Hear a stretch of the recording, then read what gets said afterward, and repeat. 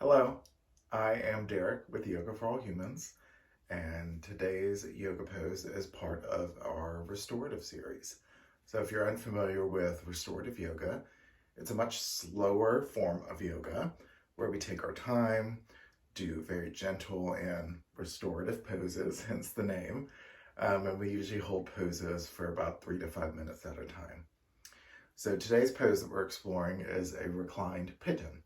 So you may be familiar with, the normal pigeon where you're kind of collapsing over one of your legs with the knee bent, with the other leg straight up behind you.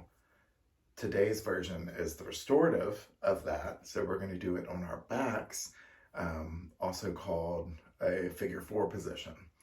And in Sanskrit, it's Kapotasana. So let's make our way down to our backs. I have a block here, which I'll show you how to use in this pose. So making our way down to our backs with our knees bent, pulling them in as close as feels comfortable to the hips.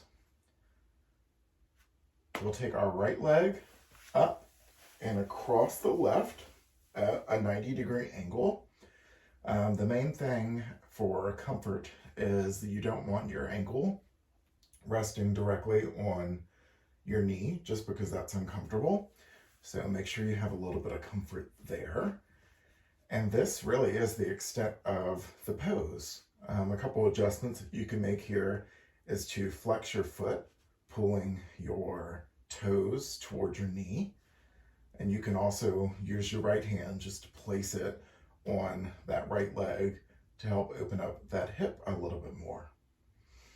One other adjustment you can make is giving yourself some height in this position.